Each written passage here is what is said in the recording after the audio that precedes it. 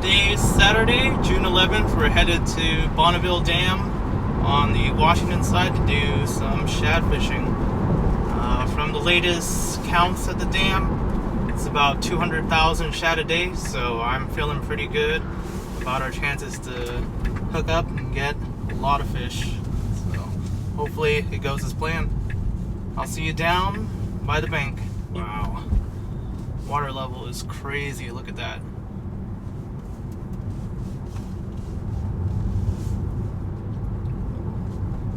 Already busy since it's a Saturday, no surprise there.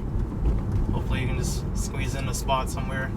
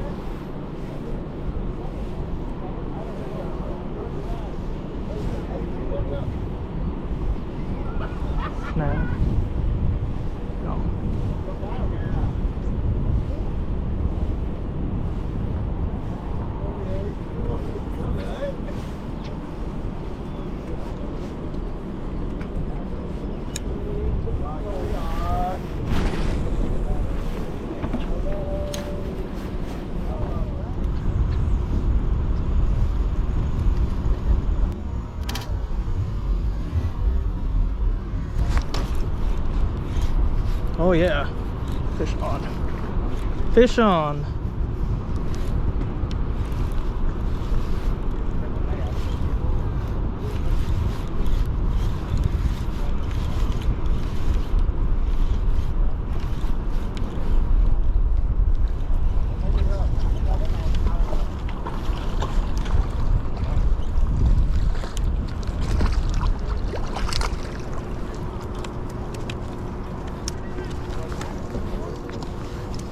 Whew, first one.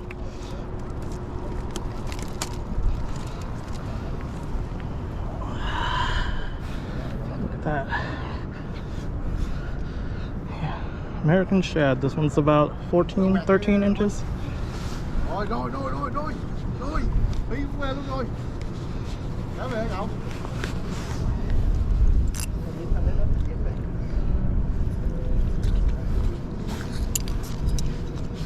Cá mới tính mập. Ba. Hai lần rồi nè đâu. Được cũng được thì kia là không được thế là chắc.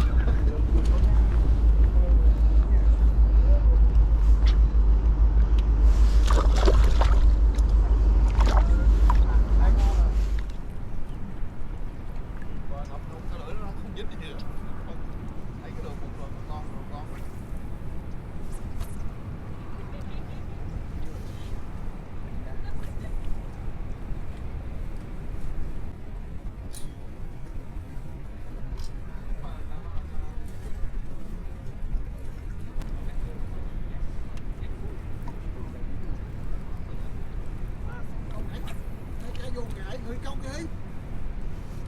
Ủa nào ơi.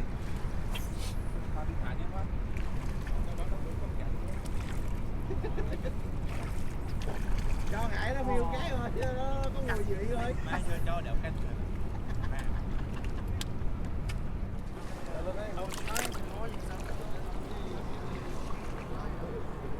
Ended up with two, hooked about 4, lost 2 of those, so 2 total. I'm sorry.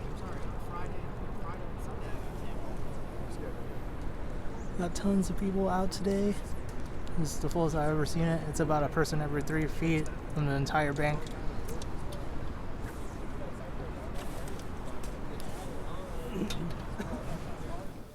So my first tip for fishing for shad at Bonneville Dam is just fishing etiquette. So if it's your first time there and you're pretty new to fishing in general, before you go and try to claim a spot, if there's a lot of people, what you want to do is, before squeezing in between 2 people, is just asking them if it's okay for you to fish there.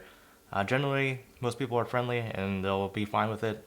If they're not, then just move on. You don't have to make a big deal out of it. Now, the second thing is when you're actually fishing, is you generally wait for the person downriver of you. Let's say this is you and this is your downriver neighbor. You want them to cast first, so they'll cast a little upstream or straight, so maybe like this. So they'll go first, and then their line will start drifting this way. So you're good to cast after that. Now, let's say you are here, and this is your downstream neighbor. If you cast first, straight like this, and they cast even a little bit up, your line will probably drift into theirs. Also, on another note, you always want to cast straight out if there's a lot of people. You just minimize your chance of tangling with someone upstream from you. If it's not crowded, let's say here, then it makes sense, and you'd probably be okay to cast a bit upstream to cover more water. So my second tip is regards to actually doing the fishing technique itself. So most people fishing for shad use this lure called a shad dart. Some people also use spoons like Dick Knights, but essentially this is the same principle. You cast it out there, and you don't want to immediately start reeling in. You want the lure to sink to the bottom. So that's maybe, depending on the current and other situations and how much weight you're using, that's 5 to 10 seconds. Now, how do you know if you're effectively fishing on the bottom? You should know because when you reel in, this jig or whatever lure you're using will tap the bottom. And one way you can tell is if you're using a shad dart, they're usually painted. And if you're bouncing off the bottom occasionally, after a few casts, you'll see my lure is getting beat up by the rocks. The paint is chipping, there's some ding marks. And if that's not happening, if your lure is coming back completely clean and untouched, you're reeling in too fast and the lure is just getting pulled like through the middle of the water column, so you're not effectively fishing. Now, if you're reeling too slow, what obviously will happen is your lure is going to snag like all the time. You're just going to get stuck up on the rocks. So that's a way to know that you're reeling in too slow. Generally, when you're reeling in, the further away you are from the bank, the slower you can reel in because the current will push the lure up into the water. But as you get close to the bank, there will be almost no current, so you need to reel fast, otherwise you're going to sink into the rocks and snag up very quickly. So my last tip is to have your drag pretty loose. So meaning if you can pull the fishing line out with your hand moderately easily, then that's probably the correct drag for you to use. That's because for shad, their mouths are hard on top. So if you hook here, like, you're okay. It probably won't break off. If you hook here, you're probably okay. But if you look at a shad's mouth, and I'll put a picture up on the screen, here is like very thin tissue, almost paper-like. So if you hook here, and which is very possible, and your drag is set high, it'll just rip out the mouth, and you'll probably lose it. A lot of people lose them, including me, at the bank because it was hooked here, and then you're trying to lift the fish up or kind of horse it in, and it just rips the hook out. So that's my last tip.